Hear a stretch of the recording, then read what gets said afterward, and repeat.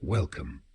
Tonight, we journey to the edge of memory and forgetting, to a forgotten village tucked deep in the mists of medieval time, where, on every fourth Wednesday, the townsfolk gather in silence, dressed in mourning, marching backwards through the streets, chanting in a language no one understands.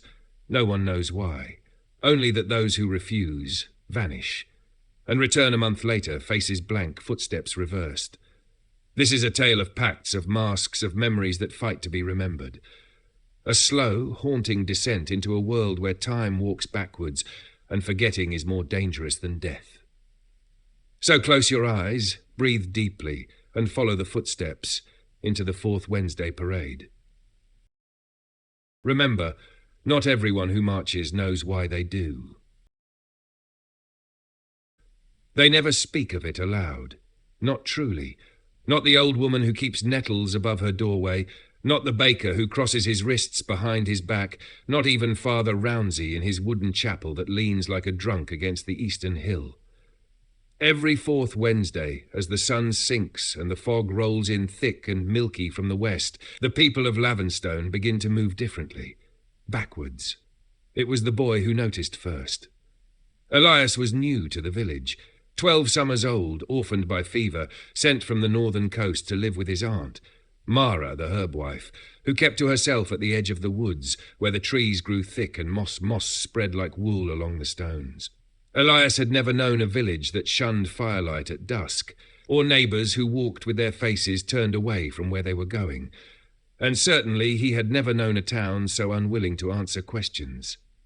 Aunt Mara, he had asked 3 days after arriving, why do they all wear black once a month?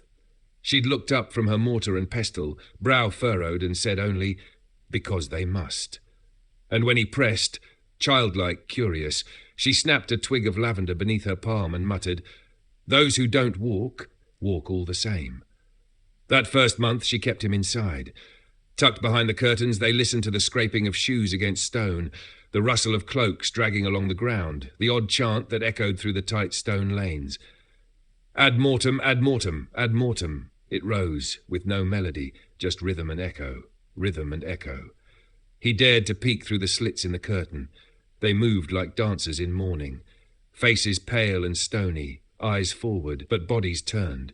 They marched backwards, solemn and slow, as though the path behind them led to a graveyard that hadn't been built yet. That night he dreamt of walking in place and going nowhere. The following month, Mara grew quieter. On the second Wednesday, she buried a jar of bone ash beneath the floorboards. On the third, she painted a strange symbol in sheep's blood beneath Elias's cot. By the fourth, she told him simply, do not leave the house. But Elias, growing bold and restless, could not ignore what he'd seen, and this time he wanted to follow. That Wednesday began colder than usual, the mist heavy with a smell like damp parchment and burned sugar.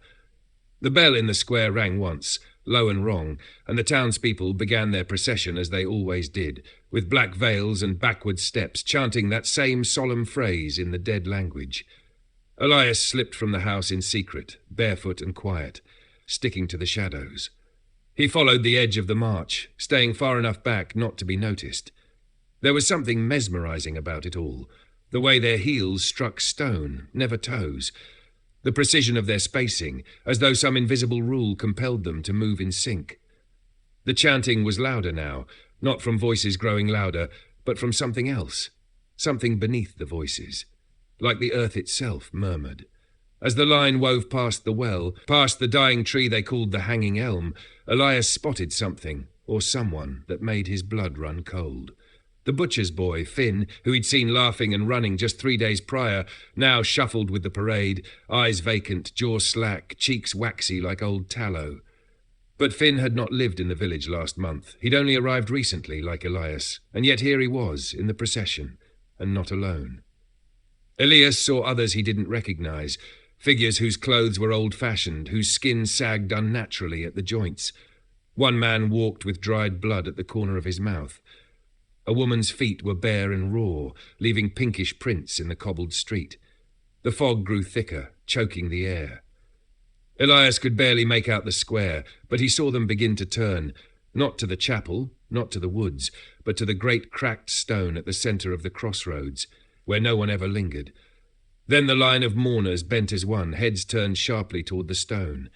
The chanting ceased. Silence swelled.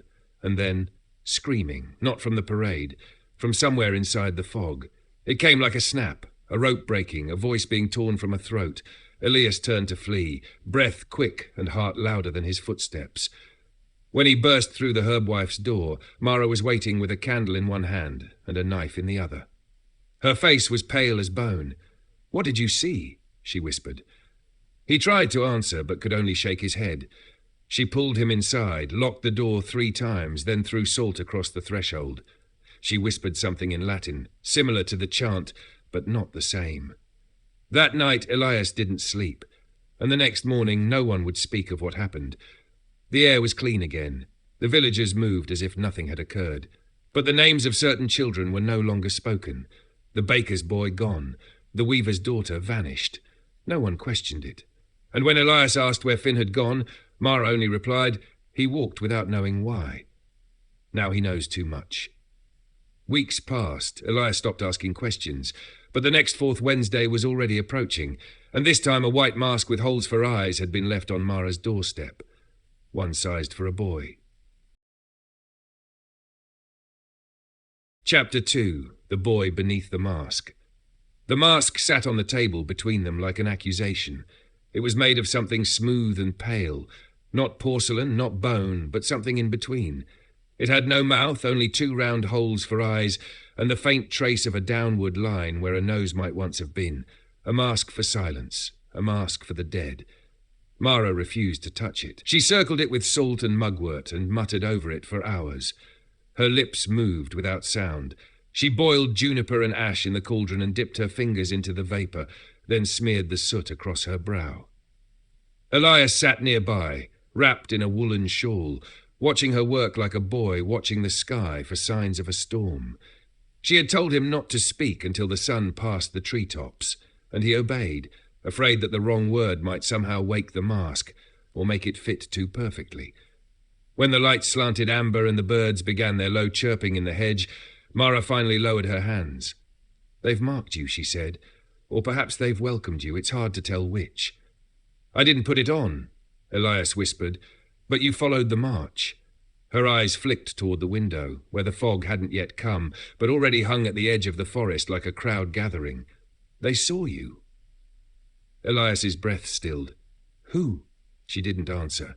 That night, Mara laid dried foxglove beneath his cot and told him to keep a knife of iron in his hand while he slept. "If you dream of them," she said, "don't follow, not even in sleep." But he did dream, and in the dream he stood in the town square, empty, save for fog so thick it choked the bells. He held the mask in his hands and it wept something black and sticky that soaked into his skin. The villagers walked backward all around him, but they didn't chant. They laughed, high, sharp laughter like wind through broken teeth. When Elias turned to run, he found himself moving backward too, against his will, toward the cracked stone at the centre of the crossroads. He awoke with his fingernails digging into his palm and the smell of smoke in his nose. The iron knife was gone. On the 2nd Wednesday, the town held market day, though few stalls opened and fewer still bought anything. The people moved sluggishly, avoiding one another's eyes. Some wore small pins shaped like sickles on their cloaks. Others clutched wooden beads and muttered prayers Elias had never heard before, prayers that mentioned the cloaked one, the reverser, and something called the mouth beneath. He wandered the square, unnoticed. His aunt had warned him not to draw attention, but his feet carried him, always toward the cracked stone. It sat there still, wide and flat, like a table for offerings, or a gravestone too big for any one person. It was black as coal and veined with white like lightning trapped inside. No moss dared grow on it. No birds flew overhead. A boy stood there, near it, just near enough to be strange. His hair was fair and curled at the neck, his boots polished, his posture too rigid. He wore a mask just like the one Elias had been given, except his had no eye holes, only the suggestion of eyes. Elias stopped. The boy turned. Not his head, not his body, but his entire being shifted away while staying rooted in place. Elias felt the motion like a crack in the air, and he took a step back. "You're not from here," the boy said, though his mouth did not move. I live with Mara, Elias replied. The boy paused. The hedge witch. She's not, Elias started to say, but the boy raised a gloved hand. She kept the line unbroken, he said, for a while, but all lines fray, all things reverse, even time. Elias felt a cold seep into his bones. What is the parade? The boy didn't answer directly. He tilted his head.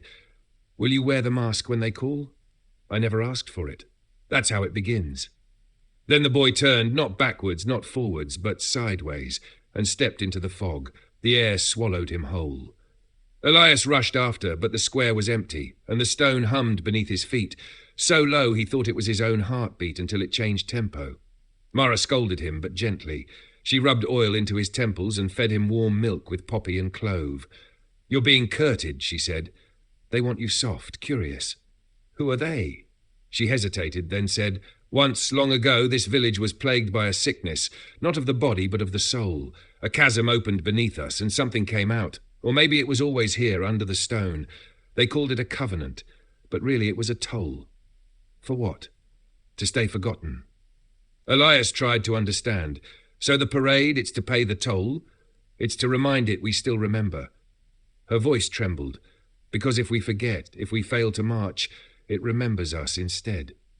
He shivered. That night a wind blew in from the east and left dry leaves under the doors. The field stood silent, and not a single dog barked. The village breathed shallow, waiting. The mask remained on the table. But when Elias passed it, he swore he saw it shift, just slightly, like it was trying to fit his face before he ever put it on. The third Wednesday came, and a cow was found dead in the pasture, turned completely inside out, but with no blood. The old miller said it was a sign the boundary had thinned. Mara said nothing. She only fastened iron charms around the doorframe and placed rosemary in every corner of the house. We won't be safe come next week, she muttered, even here. Elias asked if they could run. She shook her head. The parade moves slow, but it always catches up. That night Elias dreamed again. This time he was not walking, he was floating, held aloft by dozens of invisible hands. The villagers were beneath him, chanting as one. But the chant had changed. Indu personam, ambula retrorsum. Wear the mask, walk in reverse. He awoke in darkness, his pillow soaked in sweat, the mask beside his head, though Mara had hidden it, and etched into its surface in neat, deliberate lines were the words, You are the last to forget. Chapter 3. The Lanternless Night. 3 days before the fourth Wednesday, every lantern in Lavenstone extinguished at once. It happened just past midnight, when the village was quiet but not yet asleep. Wicks smothered themselves. Flames surrendered without smoke. Even hearths went cold, as if something vast had inhaled and taken the warmth with it. Elias stood at the window and watched the blackness thicken. It wasn't ordinary dark. It felt weighted, dense as velvet soaked in ink. Even the moon blinked out. No stars dared pierce the curtain above. Mara lit no candles. She crouched beside the fireplace and drew sigils into the ash with her thumb, whispering the same phrase again and again, Nos recordamur, nos recordamur. We remember, we remember. Elias had stopped asking questions. Curiosity had begun to taste like rust. When morning arrived, it did so reluctantly. The sun was pale, like milk gone thin, and the fog did not burn off. Villagers walked as if their feet remembered things their minds refused. One woman placed black lilies on the chapel door. Another muttered into her sleeve and rubbed lamb's blood along the edges of her stoop. A child, perhaps 5 years old, stood in the street tracing circles in the dirt with her heel until her mother snatched her away with terror that looked too old for her face. Elias clutched the mask under his tunic. It had grown colder each night, the surface no longer smooth but pitted with tiny ridges like pores. I saw it move again, he told Mara as she sprinkled bone dust across the sill. It's learning you, she replied without looking up. Can we leave the village? No. Her hands stopped. She looked at him and her eyes glistened with the reflection of something he couldn't see. You can't run from a shadow your ancestors cast. He didn't sleep that night. The mask pulsed softly in the dark like a heartbeat outside the body. The next day, Elias followed the sounds of digging. Behind the chapel, where the earth was soft and always slightly damp, 4 men were opening a trench with spades. They dug slowly, sweating through their funeral blacks. Beside them sat 4 empty coffins, each marked with a painted sigil. Elias recognized one name. It was Finn. Finn, the butcher's boy who'd marched in the last parade, vacant-eyed and staggering, was now having his coffin prepared like the rest. He crouched behind a low wall and watched. None of the men spoke. Their movements were mechanical, like dolls wound too tight. At one point, one man cut his palm on a nail. Blood spattered onto the coffin lid. He didn't flinch. The grave pit filled with mist that wouldn't leave. Later, when Elias told Mara, she pressed something hard and cold into his palm. A tiny mirror wrapped in twine. "Hang this around your neck. If the fog takes your sight, the mirror remembers what's behind you." Elias nodded but asked, "What if I see something I don't want to remember?" "Then close your eyes and keep walking." The morning of the 4th Wednesday came soundless. Birds refused to sing. The rooster didn't crow. Trees swayed though no wind passed. The village stood still. No one opened doors. No smoke rose from chimneys. Even the bells of Father Rounsley's chapel remained hushed. And then, just before dusk, the fog came walking. It didn't creep. It didn't roll. It walked, footsteps in the mist, heavy and deliberate, each thud echoing through cobbled lanes as though the air itself wore shoes. It arrived not with warning, but with recognition. Elias felt it like a pressure in his chest, as though something vast had noticed him. When Mara brought him the robe, it was stitched from funeral cloth, lined with rosemary and saltroot. She handed him the mask last. It no longer looked like a mask at all, but a face, one eerily like his own, hollowed. "You must wear it," she said, her voice thin as thread. "If you don't, they'll know you're awake." He took it. It was warm. "But what if I don't want to march?" he asked. "Then you'll vanish." "And come back?" Mara didn't answer. They stood together at the edge of the lane, joining the other villagers already filing into position. Each wore the same dark robe. Each held their arms slack at their sides. Each stared forward with their backs turned to the path they would walk. Elias fell into place between the miller's widow and a stonemason who hadn't spoken in 3 years. He slipped the mask over his face. Everything changed. He could see backwards. Not just the road, but memory itself. Faces long gone, moments reversed, leaves falling up into trees, blood flowing back into wounds, voices unspoken. It was as if time had no dominion here. Then came the chant, ad mortem, ad mortem, ad mortem. Over and over, dry and steady, they walked, backwards, one foot, then the other. A rhythm like sleep, like falling. The fog thickened, shapes passed within it, tall, thin things with limbs too long, joints bending wrong, movements stuttering like broken puppets. But no one looked, not with their real eyes. Elias dared a glance through the mirror Mara had given him. What he saw nearly made him scream. Behind them, not in the road but beneath it, moved a vast mouth. It didn't open. It unfolded. Its lips were soil, its teeth were stone. It stretched wide enough to swallow the town whole. The parade walked along the edge of it, as if keeping the great mouth from rising, as if the chant held it down.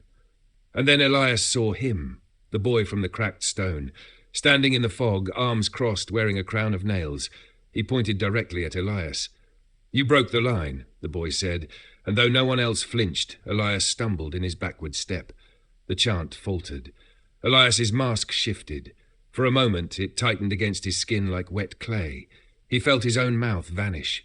He couldn't breathe. Then a hand gripped his wrist. Mara, she steadied him, whispered a word, one he'd never heard before. The mask loosened. He found air. The chant resumed. Ad mortem, ad mortem. They walked for hours, the path winding and spiralling and bending back into itself until time ceased to matter, until the fog began to lift, until the cracked stone returned into view and the first rays of dawn spilled across the rooftops like mercy. The parade ended. Each villager stopped at once. They turned forward, removed their masks, silence. Elias looked down at his hands. The skin was dusted with ash, but his mask, when he lowered it, had changed again. A thin mouth now stretched beneath the eyes. It was smiling. Chapter 4. The Names That Should Not Be Spoken. The days following the parade passed like molasses, slow, sticky with silence. The villagers didn't speak of the march. They never did. But now, more than ever, there was something missing in the way they avoided the subject. The stonemason was gone. So was the miller's widow. No one noticed, or pretended not to. Elias stood in the market square 3 days later beneath the bell tower and stared at the place where the widow had once sold candles dipped in honey and fat. Her stall was there, intact, undisturbed, but no wax, no scent, just a single crow perched on the awning, staring without blinking. He turned to ask a passerby, but before he could speak, they turned their heads sharply and walked away, backward. No one remembered them, or worse, they remembered but refused. That night, Elias asked Mara about the disappearances. She didn't deny them. She simply added 3 more iron nails above the hearth and whispered, "There are names that cannot be spoken, and names that should not be remembered." "But I remember," he said. She looked up. "Good, then you are useful." In the deep hours of the night, Elias sat at the foot of his cot, holding the mask in both hands. It was heavier now. The smile carved into it hadn't changed, but it felt wider somehow, hungrier. He turned it over. There, etched inside the rim, were 3 names in small, neat script: Merrin Law, Ulrich Bain, Elias Rook. The last was his own. He touched it with trembling fingers. The letters were fresh, carved recently, still sharp-edged. When he asked Mara about it the next morning, she froze in place. "They've begun writing you," she whispered. "That means they expect you to join them, not just in the parade, in the forgetting. Can it be undone? Not easily." She looked older in the morning light, as if the years had caught her overnight. "The only way to leave the list is to add another name." "What does that mean?" "You must choose someone else to take your place." The idea burrowed into him like a worm. All that day, Elias looked at others with suspicion. Not hate, but fear. The tanner who never spoke. The girl who spun wool while humming backwards songs. Even the priest who had begun to tremble each time the bell tolled, as if counting down something only he could see.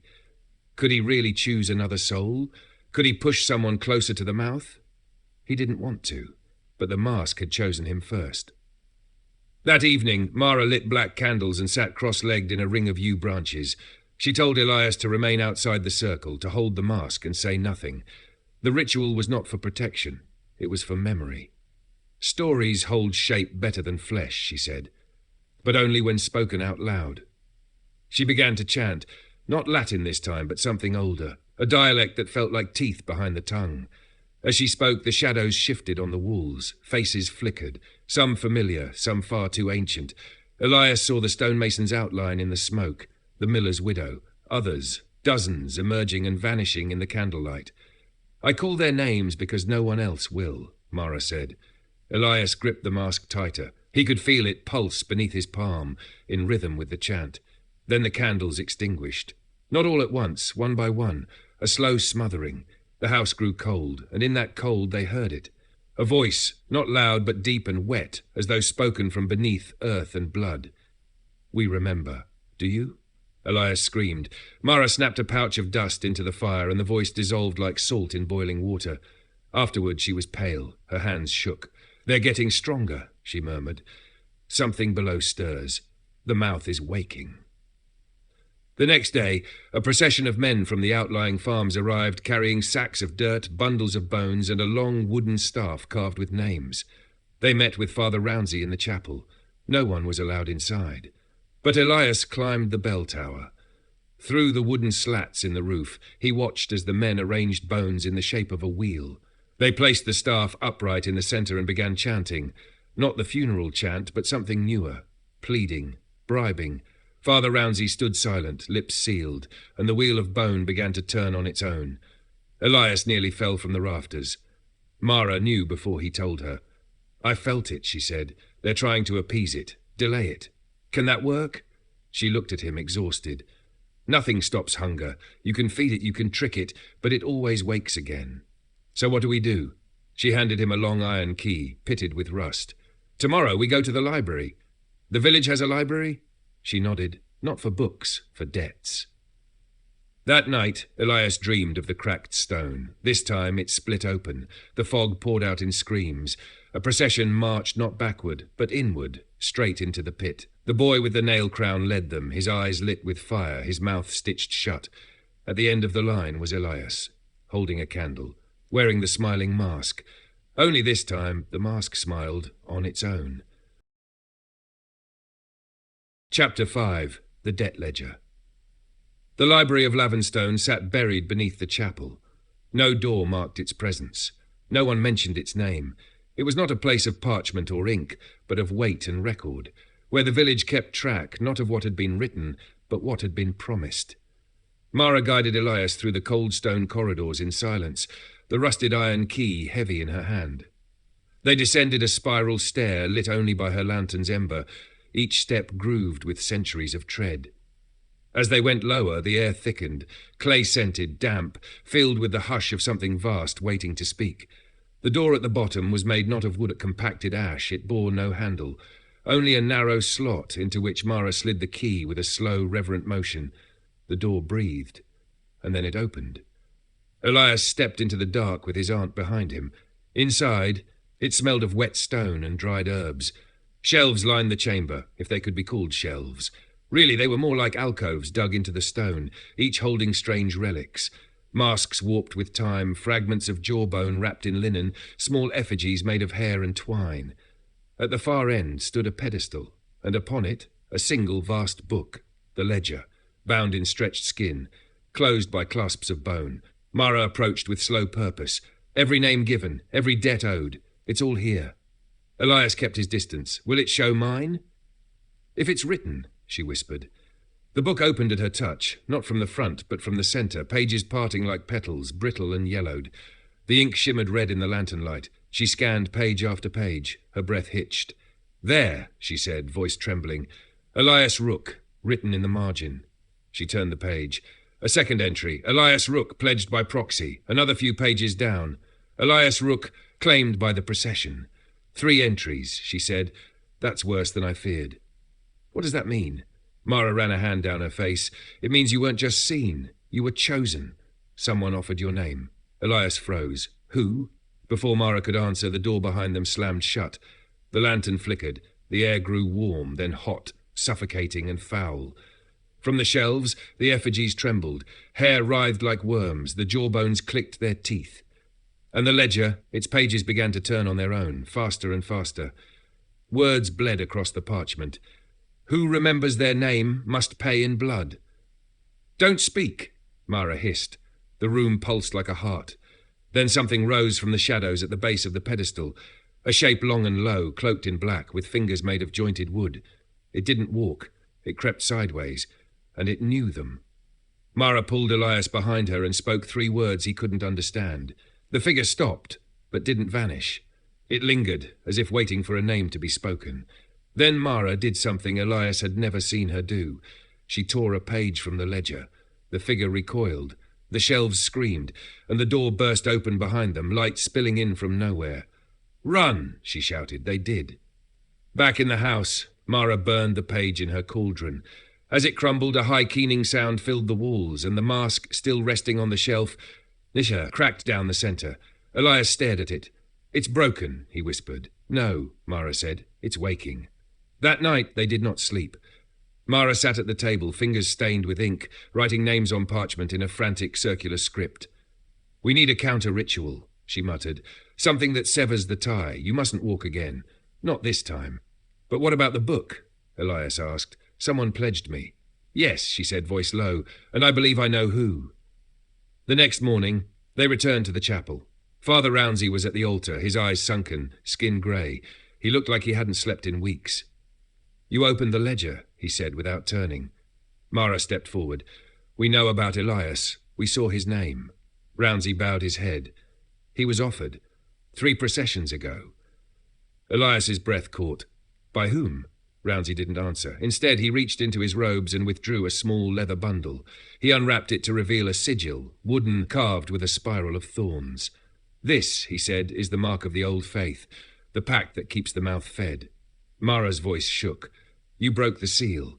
I had no choice, he whispered. The names began to fade. People forgot their own mothers. The ledger cracked. We needed new names, fresh memory. You fed him my nephew, Mara growled. I didn't choose him, Roundsey said, eyes meeting Elias's. The village did.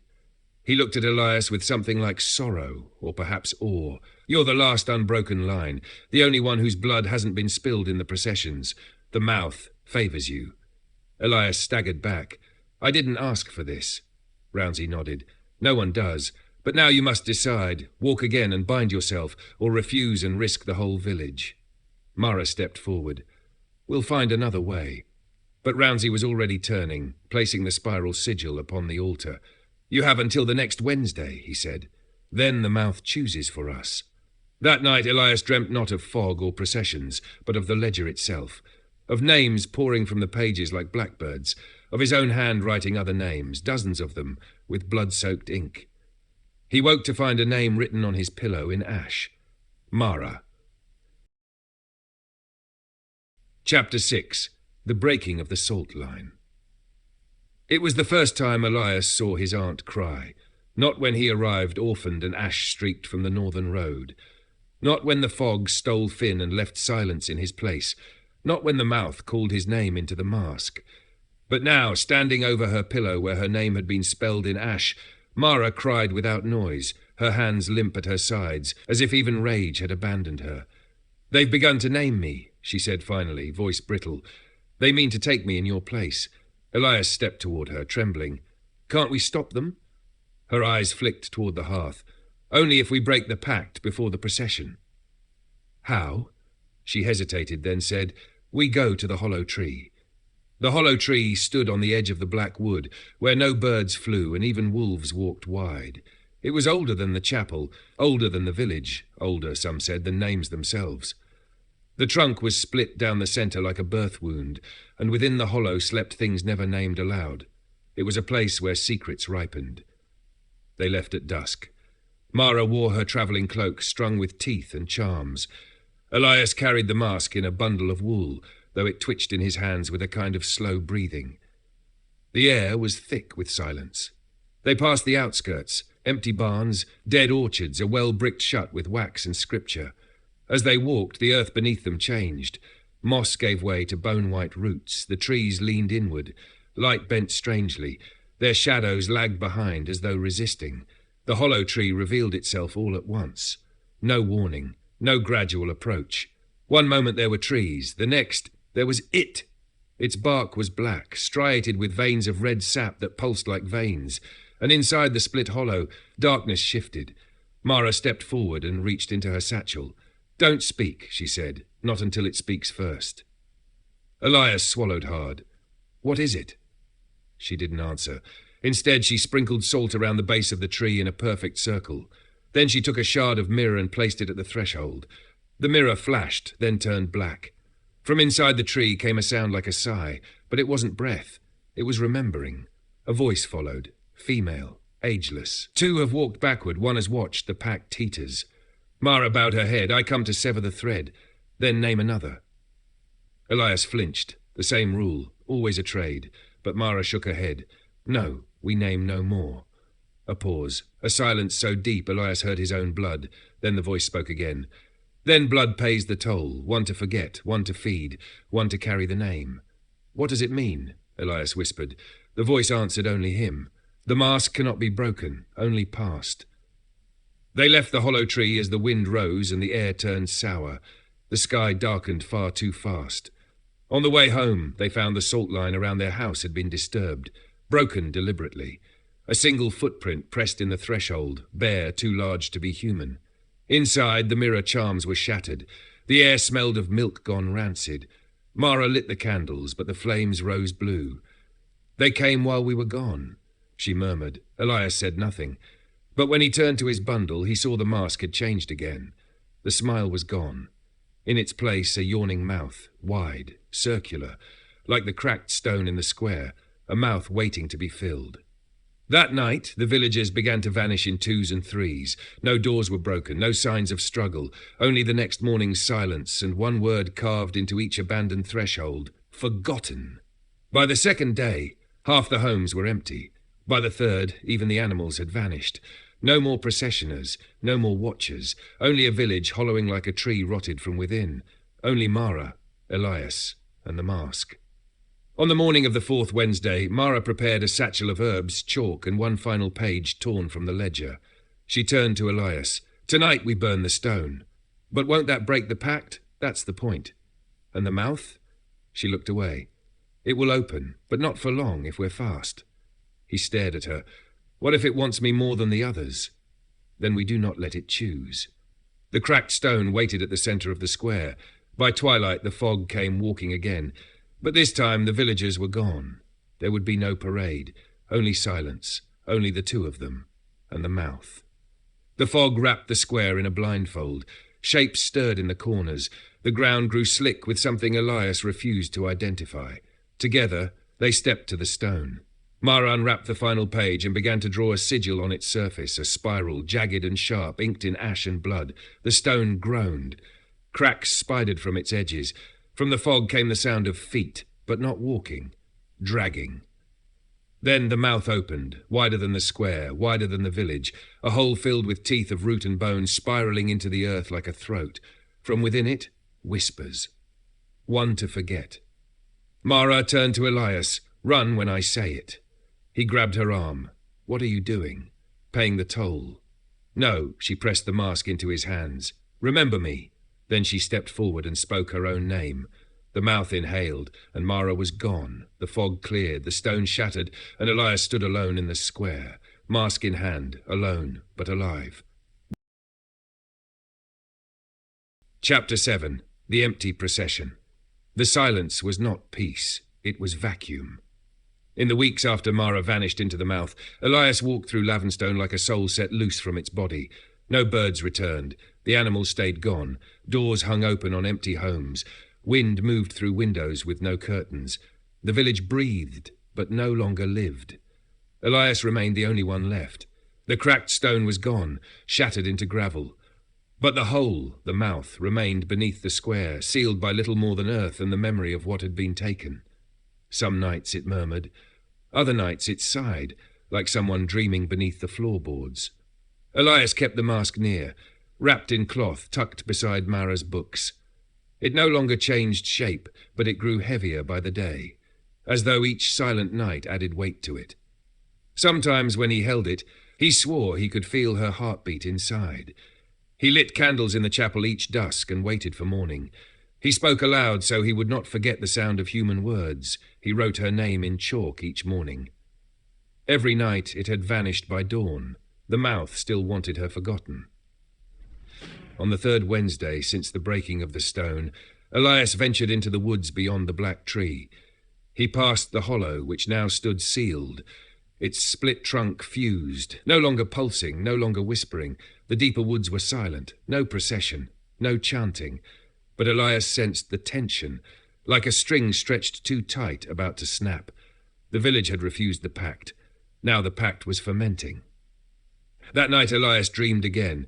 He stood on the edge of the cracked stone, rebuilt in dream, polished like glass. Around it the villagers marched, not backwards, not forwards, but in circles, chasing their own shadows, mouths sewn shut, chanting without breath. And in the centre of the spiral, where the mouth should be, stood Mara. She did not look at him. Her body was bound in white roots, hands outstretched as though reaching for something behind her. The mask hung above her head, suspended in air, spinning slowly. Its mouth opened wide, not smiling, not screaming. Hungry. Elias reached for her. She did not move. The dream ended with the sound of bells, distant, hollow. In the morning, he found the mask at the foot of his cot. It had moved on its own, and someone had placed a crown of withered lavender beside it. The day passed like fog, colourless, tasteless. Elias sat in the square and stared at the place where the cracked stone had once stood. He whispered Mara's name over and over. Each time it grew harder to say, not because he forgot, but because something resisted him. By dusk he realised what was coming. Tomorrow would be the fourth Wednesday. And though no villagers remained, the procession would still happen. That night, he opened the ledger. It had returned to the chapel. How, he could not say. The same pedestal, the same pages. But this time it opened for him, and the first page read, "The debt remains." The second page bore one name, Elias Rook. The third, Mar-redeemed. And then a fourth page appeared as he turned it, blank, except for a single line etched into the bottom, "Write or be written." He fled the chapel, the echo of that choice following him into the street. The fog was already gathering, slow and low, crawling up from the well and the orchard, from beneath the bricks of the houses.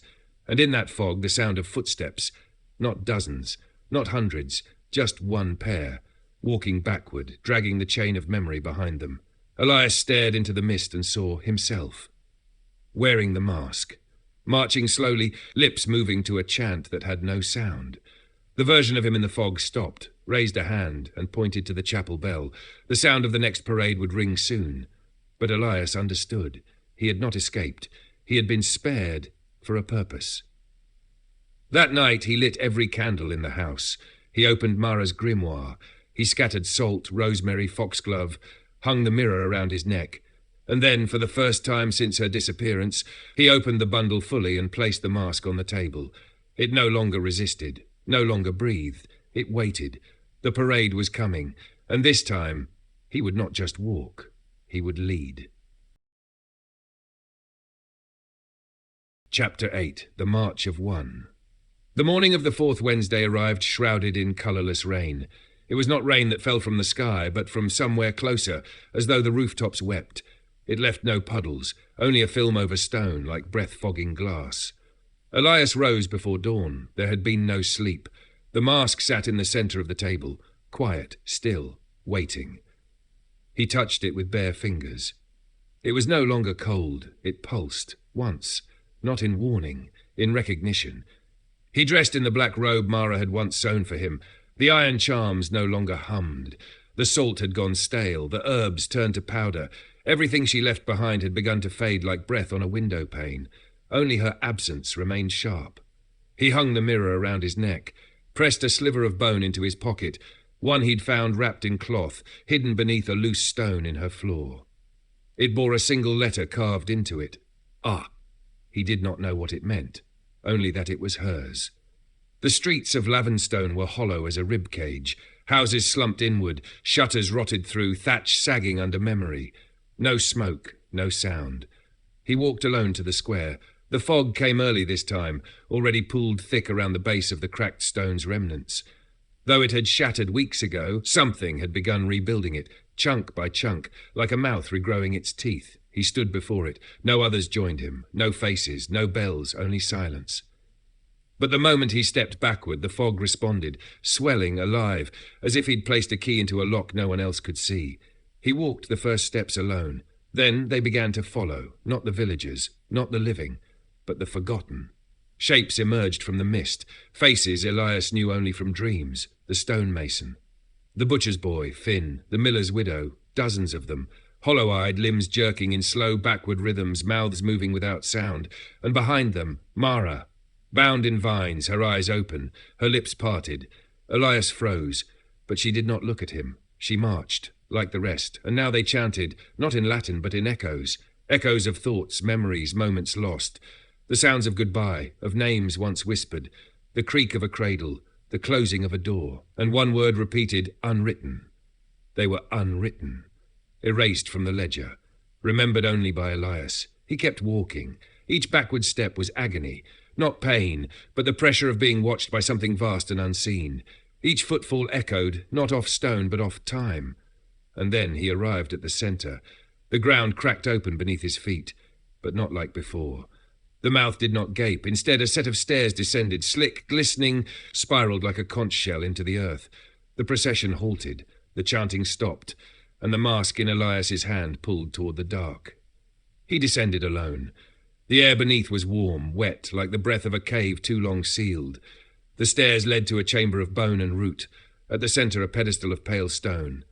Upon it, the ledger, still open, still bleeding ink. Elias stepped forward, the mirror around his neck blackened, the bone in his pocket warmed. The ledger's pages turned. A blank one appeared before him. The words etched slowly, "Do you write or are you written?" His hand shook. He reached for the pen of bone lying beside the book and wrote, "Mara, remembered." The chamber shuddered. The fog above moaned. He flipped the page, wrote again, "Elias Rook, will not march."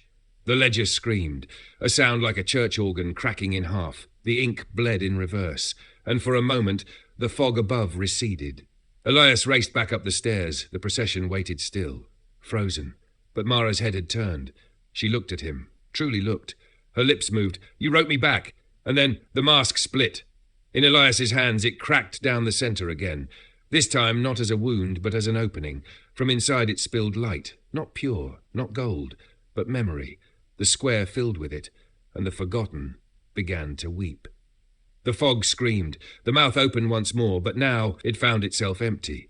The names had been claimed, no longer forgotten. The ledger snapped shut, and the procession, one by one, turned to dust, not violently, not in fear, but as if freed. Their shadows lingered longest, then even those faded. In the silence that followed, Elias stood alone in the square once again. Mara was gone, but her name remained in the dirt. This time it did not vanish with the wind. Chapter 9. The Reversal of Footsteps. The procession was over, but the world had not returned. No cheers rang in the square. No villagers stepped out from their homes with blinking eyes and dazed expressions. The fog had retreated, yes, but it had not left. It waited now at the edge of town, crouching low in the orchard, roosting in the wells, coiled around the weather vane like an old cat that had simply turned its back. Elias walked the cobbled streets of Lavenstone, listening to the wind and its empty echo. He called out names, every name he remembered, but none answered. Their homes remained silent, their belongings untouched. The mouth had been denied its offering, but that did not mean it had surrendered. In the chapel, the ledger remained sealed, its bone clasps locked tight, its parchment dry. Elias tried once to open it again, but the book refused him. Whatever pact had existed between the village, the fog, the stone, and that hungry thing beneath it was now broken. And something else had started to happen. The village itself was beginning to turn. Not in the obvious sense. The buildings still stood, the roads still led where they always had. But things were off. Chickens walked backwards, silently. Ivy crept downward from rooftops. The mill wheel spun counterclockwise despite the river's flow. Time, it seemed, was beginning to reverse, or forget how to go forward. It started with small things. His bootlaces came undone each morning, even when double-knotted. He found half-eaten bread in his hands, though he hadn't prepared any. He slept in his robe, woke in different clothes. One day he found a full bowl of stew steaming on the hearth. Mara's bowl. Her spoon.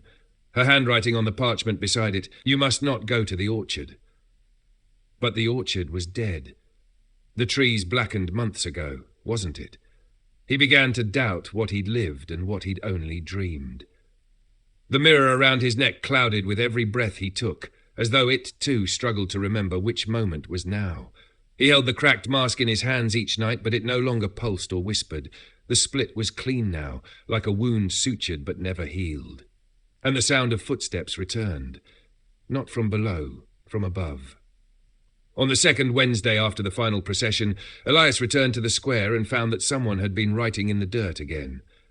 This time not names, but phrases, words he hadn't spoken in days, some in his own handwriting, others not. The mouth waits in mirrors now. Don't blink on the fourth step. You only survived because she traded her name. And beneath those, carved deep into stone, you did not lead, you fell behind. He erased the words, but they returned the next morning, more of them, some in Latin, others in the same spidery script as the ledger. He began to feel watched again, not by the mouth, not by ghosts, but by his own shadow. It moved just a beat too late, paused when he didn't, turned its head to look behind him as though seeing something Elias could not. One night, he caught it smiling. In desperation, he returned to the hollow tree. Though it had sealed shut, he carried with him the sliver of bone, Mara's token, and pressed it into the bark. The tree split with a shuddering crack. Inside was no hollow, but a room, stone-walled, mirror-lined, and in each mirror a version of himself. Elias in 100 robes, holding torches, smiling, crying, walking backward, screaming. But one image stood out, him wearing the mask, leading the procession, eyes black as ink. He turned to run, but the bark sealed behind him. The mirror cracked, and from the splintered glass something stepped out. Not a beast, not a ghost, but a man, his age, his height, wearing the broken mask. His voice was Elias's, but older, wetter, as though it had spoken too long beneath the soil. You ended nothing, it said. You simply turned the page. They struggled not with fists, but choices. The reflection offered Elias the mask again, whole now, smiling, demanding to be worn. Without the procession, the village rots. Order unwinds. They forget. You remember. That's not mercy, that's burden. Elias clenched his jaw. No more trades, no more names. The reflection smiled wider. Then let me carry them. It stepped forward and vanished. The mirrors broke, the room sealed. Elias woke at the base of the tree, cold and wet with blood in his ears. Back in the village he found the mask gone, and the sky still dark, though morning had come. He waited until noon, but the sun did not rise. A reversal had begun. The world itself had started walking backward. Chapter 10. The Last Parade. The world ended slowly, in reverse. The sun no longer rose. The moon stopped waning and began to swell, hanging in the sky like a lidless eye. The rivers ran uphill, bleeding back into the mountains. Leaves reattached themselves to limbs. Graves undug themselves in the fields behind the chapel. And the village of Lavenstone marched. Not the people. Not the forgotten, but the place itself. The thatched roofs leaned backward, soot returned to chimneys, bricks uncracked. It all rewound, quietly, elegantly, horribly. Elias watched from his window, wrapped in the old robe Mara had stitched. He did not sleep any more. What use was sleep when dreams leaked into daylight? The cracked stone in the square was whole again. The mouth remained shut, but only because it no longer needed to open. The forgetting had begun above. The pact, once written in the ledger, had left the page and begun writing itself into the sky, into dirt, into the marrow of things. And Elias remembered everything. That was his curse, the boy who did not vanish, the boy who could not forget. On the final fourth Wednesday he walked out of the house barefoot. The mirror around his neck had turned to dust. The bone token, Mara's last gift, was now polished smooth, the letter worn away. The air was still, no fog, no wind. Just a sound, a faint, dry dragging. The parade had returned, but not from the square, from everywhere. Elias turned and saw them, hundreds of figures, not villagers, not ghosts, versions of himself. A procession of Elias rooks, each bearing a different past. One wore the mask, another bore the ledger. One marched with Mara's satchel. Another dragged a broken lantern, whispering, "Remember me," with each step. All were barefoot, all walked backward, and all were watching him. They passed in silence, circling the cracked stone, their footsteps echoing off the cobbles like a clock counting down. He tried to call out. No voice came. He tried to run. His feet wouldn't move, and then he was among them, not leading, not following. He was the parade. Each step backward peeled memory from him. His name, his aunt, the mask, the mouth, gone, gone, gone, until only footsteps remained. And yet, at the edge of it all, one thing stayed. A voice, faint, insistent. Calling out, "Elias!" It echoed again and again. "Elias!" He turned. It was Mara, whole, human, standing in the orchard that should no longer exist. She held the broken mask in one hand. Her eyes, "Why, I bought you time," she said. "But it's not enough. You must choose." The world flickered. One moment, the square. Next, the hollow tree. Then the mouth, yawning. All time, all place, collapsing. She stepped closer. "You can end it, all of it, but you'll have to remember everything. You'll have to walk alone." Elias swallowed and took the mask. It fused to his face, not with pain, but with memory. He saw the first pact, inked in blood by villagers long dead. He saw the mouth born, not dug, but invited. He saw names bartered, children named before they were born, families cursed with forgetting. He saw Mara, choosing him over herself, again and again in all lives, in all versions. And then he turned, faced the square, and walked. One final parade, one final step. Backward, into memory, into silence. They say the village of Lavenstone appears only once a year now, on the fourth Wednesday, shrouded in fog, empty. But if you stand still long enough, you might hear it, the sound of footsteps, just one pair, walking backward, and a voice behind a mask whispering the names of those the world has forgotten, over and over, until the sky itself remembers, and the mouth, at last, closes. Forever. The end.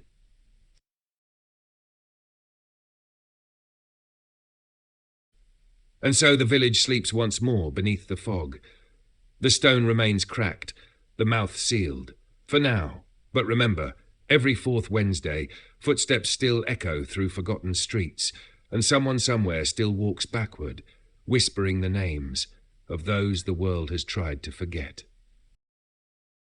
Thank you for joining me for the fourth Wednesday parade. If this tale helped you drift into sleep, or simply carried your mind somewhere new, I invite you to like, subscribe, and share it with a fellow night traveller. More tales await you, haunted, poetic, and just a little bit strange. Until then, sleep well. And whatever you do, don't forget to walk backwards when the fog returns.